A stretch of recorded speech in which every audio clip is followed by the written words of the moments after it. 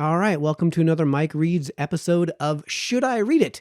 And today we're going to talk about a very controversial book and a very controversial subject that I'm sure my take is going to bring controversy on.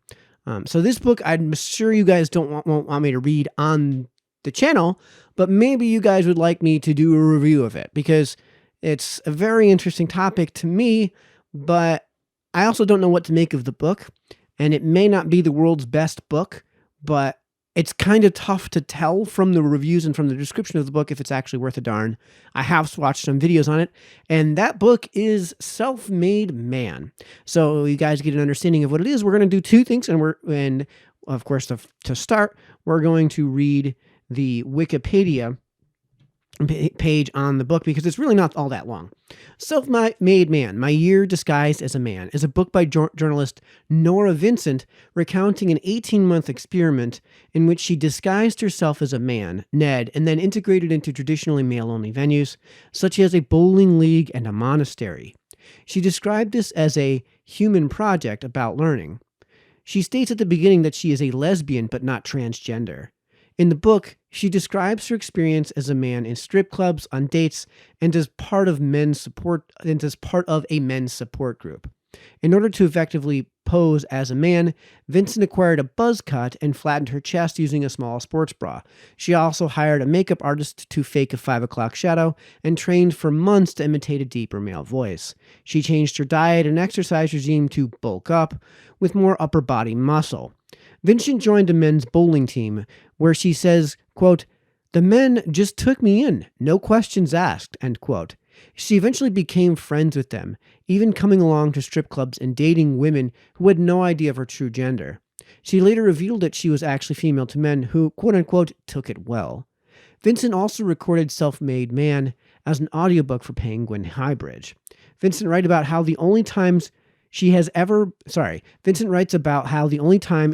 been considered excessively feminine was during her stint as a man. Her alter ego, Ned, was assumed to be gay on several occasions, and features which in her as a woman had been seen as butch became oddly effeminate when seen in a man.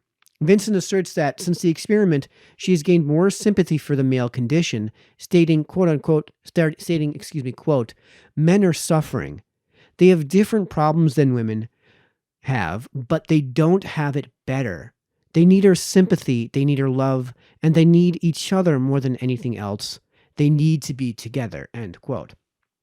So I think this is somebody who describes herself as a feminist and who describes herself as a lesbian and who honestly is able to take a fairly sympathetic look at the world of men when she finally enters into that world. It seems like there might be a lot of flaws in how she's going about what is, it's an experiment by all means, but I would consider it a very lax in its ties to the scientific method. The other thing that I'd really like to do is to go over one of the reviews here on Amazon. And the review I'm selecting, I am admitting that I am basically self-selecting for it because I've read some of these reviews. The book has a 4-star out of 5 rating on Amazon. And I'll put a link in this video's description to where I can get it, where it can be had on Amazon, so you guys can check into it too. It's a 4-star rated book. So I went to the most helpful, quote unquote, 4-star review. And also I'll note that the only 2 reviews that have been rated as more helpful than this one are also 2.5 pages long, and I'm not reading that. So this is the review from Matthew from San Francisco. Kudos for the courage to do it, but don't expect to learn anything about men. After I saw the promotion from many years ago of her book on the interwebs, I knew I had to read this book, especially because I care about the condition of men in our society. I admire her courage, infiltrating various men's organizations undercover, and I recognize her skills as an author, telling us her story. And from that perspective, if you want to see what it's like and what her experience was and how she perceived the world around her disguised as a man, and what she heard from some men which she probably wouldn't have heard otherwise, then go ahead and read this book. However, if you would like to read about men and what it's like, all different kinds of men, then I cannot recommend this book for this purpose. She selected very unusual places and groups which 99% of men never experience. Believe it or not, most men have never been to a strip club, nor intend to, and only a handful of people are capable of doing what these door-to-door salesmen did for a living, and certainly do not represent the respectable, and or well-educated men. No, men don't walk around bragging that they could tap that ass if they wanted. Also, she devotes an entire chapter to the monastery. While an interesting experience, it has little to do with the subject of the book. Most likely, if she went to a monastery of women, she would also witness repressed emotions and other particular behaviors. My pet peeve, though, is her failure to recognize that as a woman, even disguised as a man, she cannot know what men really think and feel. She assumes men are frustrated because their real dream is to hug other men and tell them about their misery, but that just isn't true. She also thinks men want other men to show their affection, another wrong assumption, and these are only a few. Also, she makes wild generalizations which hurt to read, such as assuming that if the salesmen discuss the women in the office, then certainly better educated men in other professions do the same. She does, however, recognize the existence of female privilege and the childish games women play in the dating scene. She was spot on this one. On this one. Yeah.